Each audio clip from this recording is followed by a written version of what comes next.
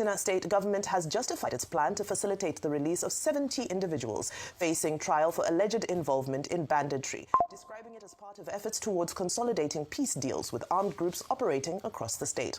The state's Commissioner for Internal Security and Home Affairs, Nasir Mwazu, said the decision was aimed at sustaining peace accords reached between affected communities and repentant bandits. The commissioner explained this in an interview on Saturday amid public outrage over a leaked government letter seeking judicial intervention to secure the release of the suspects currently undergoing prosecution. He said the peace agreements had resulted in the release of about 1,000 abducted persons across several communities. According to the commissioner, at least 15 local government areas were involved in the peace arrangement, which he said had led to the release of about 1,000 abductees. Mwazu likened the release of the suspects to what happens during wartime, where warring parties exchange prisoners. Now, of course, this has created a lot of conversation, a lot of debate around how this issue is being tackled. Rufai, I hand over to you alongside economic issues, governors commemorating Armed Forces Remembrance Day, and of course that deep tragedy for the Chimamanda Adichie Egese family. You see, the emergency lovers of Nigeria, when I say may Nigeria not happen to us, they will squeal like earthworm that you put salt on.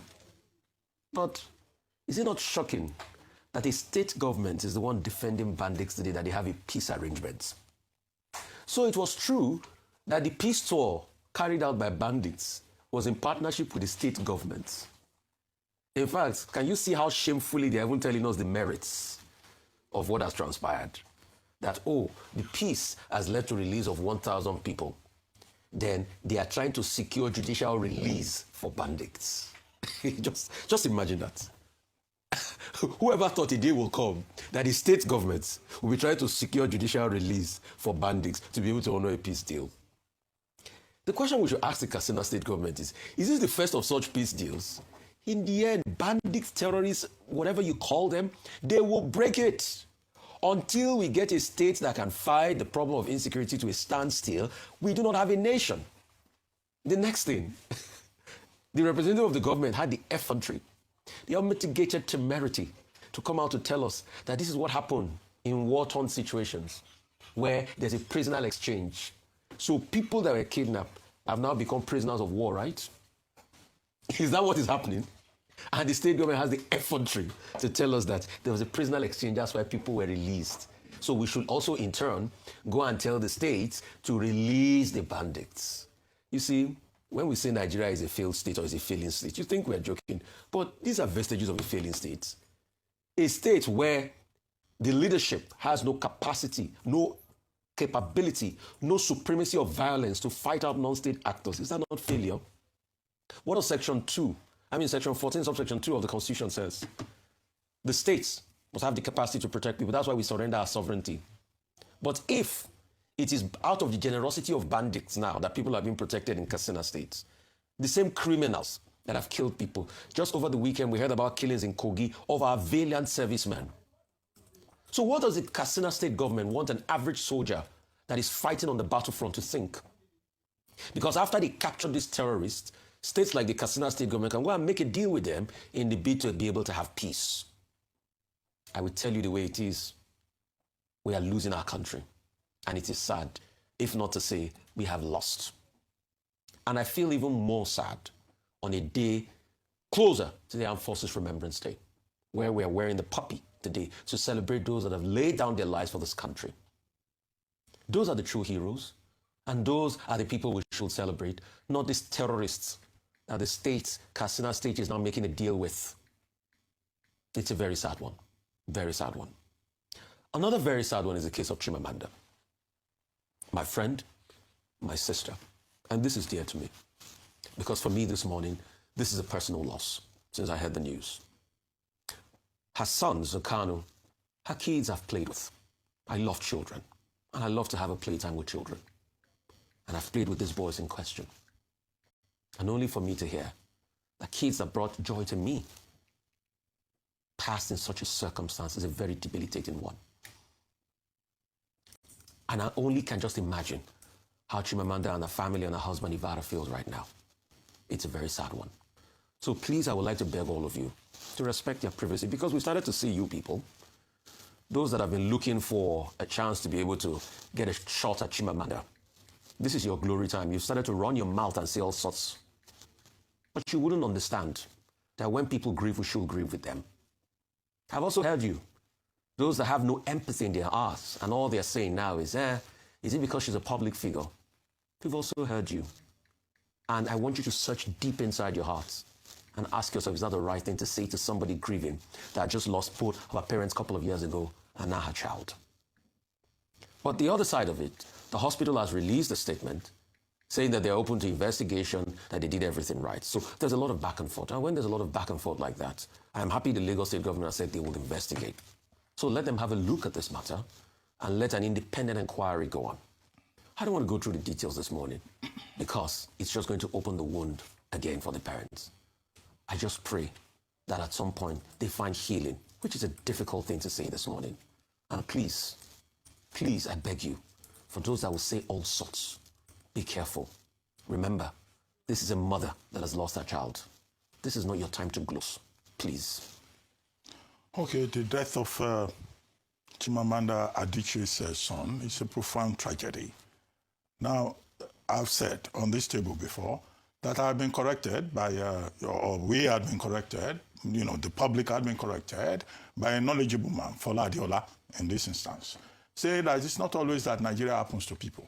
That it's Nigerians that happen to other Nigerians. Take the case of the tragedy that has occurred in the household of an author, a celebrated writer, global icon in Nigerian diamond. She came home to celebrate Christmas and New Year, what some other people call Dirty December, and then look at what has happened. And the whole point is about negligence. There is a course in law faculties that is called Law of Medical Ethics. What you learn in the Law of Medical Ethics is how to keep an eye on how, cases of medical negligence occur. And many Nigerians who are not fully educated about their rights do not know this. And now this has happened, and she says she will go to court, which is perfectly the thing to do. But all of that process is not going to provide a remedy. When doctors make mistakes, they bury their mistakes, which is the tragic thing about the law of medical ethics, because the damage will have been done. So we condole with her, we commiserate with her, and we hope that this will not become a signal for other Nigerians who are abroad, who are contributing to this country, to say, oh, we will not go to that country. Look at Anthony Joshua. The tragedy that also happened in that regard. Many Nigerians abroad who come home and they say they want, to come home and identify with their country. If the hospital does not fail them, the road lies in wait for them. I think that is the big tragedy in this particular instance. So, it's very sad for all of us. As parents, we know what this means. It's really a profound tragedy. But it's a good thing that the Lagos State government says they will probe the process. The hospital, affected private hospital itself, has provided some kind of explanation, some kind of excuse, that they maintain professional standards and all that. But it is a fact of, medicine that there's something called negligence. There's something called ethics. And that is what the investigation should focus on, including the involvement of the Medical and Dental Council of Nigeria. These are the issues in this particular regard.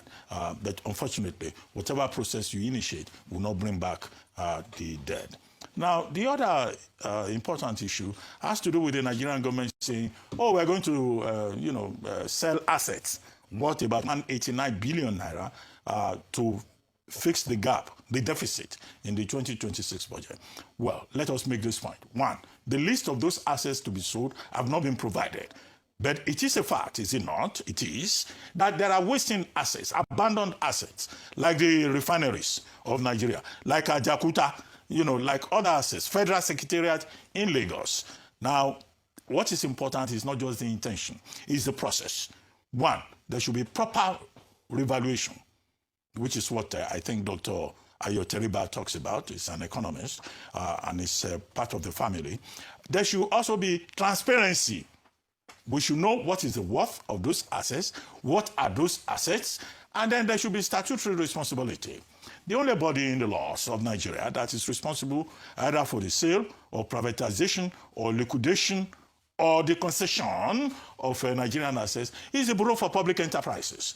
This should be handled by the Bureau for Public Enterprises, and the Bureau of Public Enterprises should show responsibility in handling this. Now, for example, I think, the refineries, for example, and all the other assets that we have mentioned. The Nigerian government should show a commitment that it wants those assets to begin to work. It's not just about money. Because who wants to invest in a moribund asset, in a wasted asset? Nigerian government cannot go there and say we want to take 80%. Nobody will come. In any of those assets that they are planning to sell, Nigerian government should not take more than 10% or 20%. Because if the Nigerian government had been so capable, we will not be talking about selling assets. But the longer term, of course, is that even if you succeed in this process, as opaque as it appears at the moment, because we don't even know the assets they want to sell, they should tell us so that we can interrogate and give them opinions, informed opinion. But whenever they sell, what would they do with the money? That is the other question. I hope that those resources that will be given will not be wasted. We're talking about 189 billion of taxpayers' money in this regard. As for the armed forces, yes, it's good to celebrate the armed forces. I'm wearing the poppycock. I've been wearing this consistently for about 2 weeks. I see Rufai has it. You are the omission. You don't have it. Well, maybe because you have Zimbabwe. From Zimbabwe, no, I have been wearing it you don't think that the Nigerian armed forces forgot to wear it this morning. But, yes, it's good for the governors to celebrate the Nigerian armed forces. They protect us. They are willing to give up their lives so that we can live a better life. I usually tell a story about what happens in other parts of the world, where when a Marine enters an airport, you see ordinary citizens who stand up to honor that particular Marine, because they know that these are the people who protect the country. I hope we will get to the stage someday in Nigeria when the ordinary citizen will realize how important the ordinary soldier is, who has laid down his life in order to protect this country. As for Katsina, I think it beggars belief. It is shocking. The Commissioner for Homeland Security and Internal Affairs in that state says that whoever is not happy with what Katsina State has done should just go to court and seek redress. I find this insolence, this bravado, I find it objectionable. Nigerians are saying, look, don't give pepper soup and jollof rice to persons, who have been identified as bandits. The actual word is criminals. And then he says, well, we have been having a peace agreement with them, and they have released some kidnapped persons, abducted persons. In Dusima alone, 62 persons. In Bakari local government, up to about 125 persons. In other local government, they just turn human beings into commodities. In Katsina State, that can be abducted at will. And then you take them to court, and you now say, okay, we have reached a peace agreement. We are going to cancel, we are going to release the bandits that are in court, and they have given us people. In Musawa local government, 28 persons. Just add up the numbers in about the 30 local governments in that particular state. And then the the minister, the commissioner for Home Affairs and Internal Security comes and tells us, if you are not happy with what we are doing in Katsina State, you can go to court and seek redress. I think this will empower the bandits. It will give them hope that if you can capture, kidnap as many people as possible, the state will come and negotiate. That, again, is a tragedy.